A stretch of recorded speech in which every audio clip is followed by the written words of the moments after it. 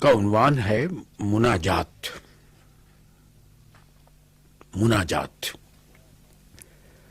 یا دافع الاشرار، ہمیں کافروں کے شر سے محفوظ رکھ. کسی بھی مشرک، ملحد، زندیق، غیر مقلد، غیر کفر کے روبرو خجل نہ ہونے دے.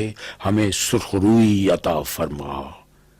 یا دافع الاشرار، مولا اب تو کچھ ایسا ہو کہ ایک فزسسٹ ہماری ہی صفوں سے اٹھے جو کھڑے ہو کر سلام پڑھتا ہو، کہ جیبوں میں ڈھیلے لے کر چلتا ہو، جو اسٹاک ہوم کے چورستوں میں قینچیاں مارے کہ مشرکین بیرونی اور کفار مقامی کا پتا پانی ہوئے.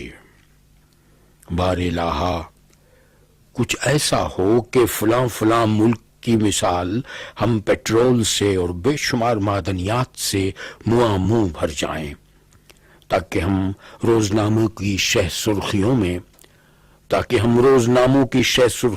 تاکہ ٹیلی ویژن کی اسکرینوں پر، تاکہ یونیورسٹیوں میں، تاکہ چورستوں، ہوائی اڈوں پر، تاکہ ڈاک کے ٹکٹوں پر ہم آرام سے تیرے نام کا بھنگڑا ڈال سکیں اور ملحدوں، کافروں، مشرکوں کی بستیوں کی جانب منہ پر کلائیاں رکھ کر آرام سے بکرا بلا سکیں.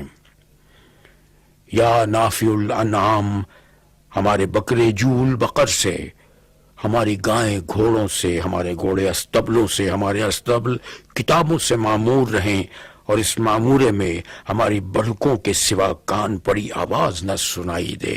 آمین.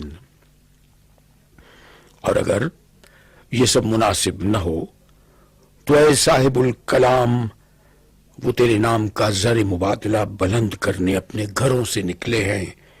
اپنی نصرت بھیج، ہمارے قوالوں کے حلق کشادہ کر، ہمارے ڈوم ڈھاڑیوں کو زمین پر پھیل جانے کا اذن دے. یا صاحب الجنود، یا فاتح الہنود والیہود، ہمارے کھلاڑیوں ہی کو ہر نوع کی سر بلندی عطا کر کہ اب تو وہی ہمارا اساس البیت ہیں.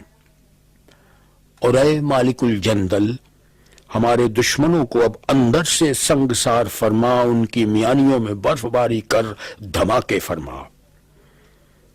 اور ہاں اے مالک الملک، ہو نہ ہو یہ شخص الف میم خے دل آزار آدمی ہے، دل آزار آدمی ہے کہ برابر لکھ لکھ کے دل آزاری کا ارتکاب کیے جاتا ہے.